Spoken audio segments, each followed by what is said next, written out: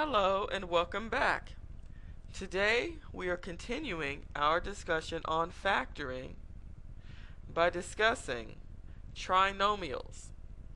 X squared plus bx plus c, this time when c is less than 0. So let's get started. As we discussed before, when they're talking about the value of c, they're talking about whether or not it's positive or negative. But like all things in math, they have to state it in a more complicated way than what it is. So when c is less than 0, basically the last term is a negative number.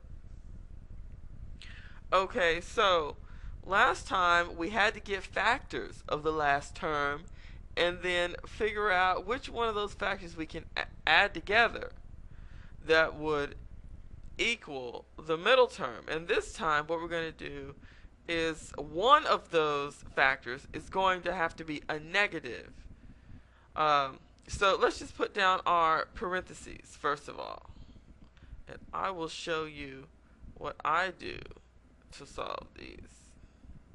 Okay, we're going to put an x as the first term in each of these binomials because when you FOIL that, it'll be an x squared. And the last term is negative 24. So if you're going to multiply two terms to get a negative 24, one of them is going to be negative. So out of all these factors of 24, one will be negative, the other will be positive, and when you combine them together, they will equal negative 5. Like when you add them together, they will equal negative 5. Okay, so you can tell by looking at the first two that these terms are too far apart. One is too far apart from 24 for you to be able to, even if, whichever one is going to be negative, you're not going to get a negative 5 from that. You can also tell, let's say if that was a negative 12 and a positive 2, you're not going to get a negative 5 from that. But this one looks very promising because if we had a negative 8 and we added a positive 3, that would give us a negative 5. This one, you would get, if you had a negative 4 plus 6, it would be a positive 2. If you had a positive 4 plus a negative 6, it would be a negative 2. And that's not anywhere close. So we're going to stick with 3 and 8. Okay, so we've decided that the 8 has to be negative because we're trying to equal the middle term of 5. So we're going to put a positive 3 and a negative 8 because positive 3 plus a negative 8 is negative 5. And multiplying these two together, one of them is positive and the other is negative, so that'll give us not just a 24 but a negative 24 as the last term. And we've correctly factored that trinomial. If you don't believe me, what we'll do is we'll just FOIL it really quick. The first term is x squared. Outer term is negative 8x. Inside term is a positive 3.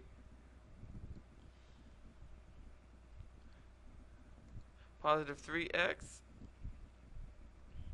And the last term is a negative 24. You combine these two together, so you end up with an x squared minus 8x plus 3x equals a minus 5x. And the last term, you just bring that down. It's a minus 24. This is your original problem from up here. And this is how you know without a shadow of a doubt that you have correctly factored that trinomial.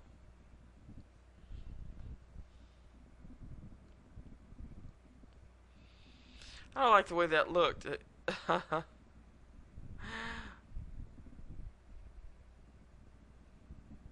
Okay.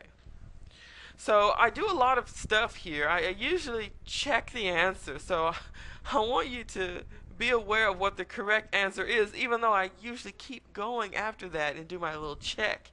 It's important for you to remember what the actual answer to the problem is. Okay, so are we going to do another one?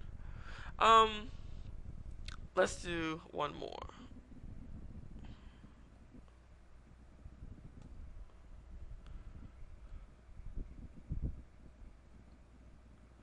Okay, x squared plus 5x minus 14. And you can probably very instantly see that 7 times 2 is 14. And if the 7 is positive and the 2 is negative, then that will equal a 7 minus a 2. That will be equal a positive 5 for our middle term.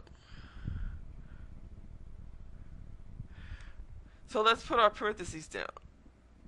And remember, if you are just starting this, you might want to actually write down all the factors of 14.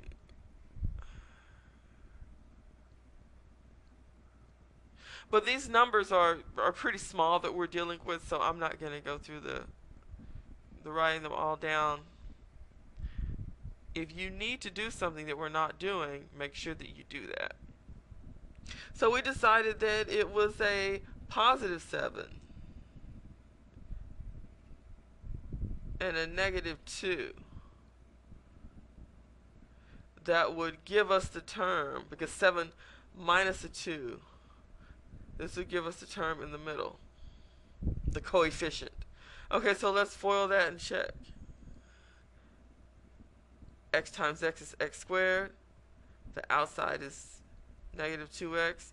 The inside is positive 7x. And the last two terms are negative 14. This equals x squared minus 2x plus 7x, or 7x minus 2x is going to be a plus 5x. You bring this last term down, and you have a negative 14. This is the original problem that you had up here. And that's how you know that you've done it correctly. And this right here, this expanded form of these binomials, is your answer. Okay, well, we've covered a lot. I think we're going to do factoring by grouping, and that's going to be our last factoring video. That's fun stuff, and I have a secret method for doing it that's a lot easier than plugging in all the factors. So stay tuned for the next video. Thanks for watching, and have a great day.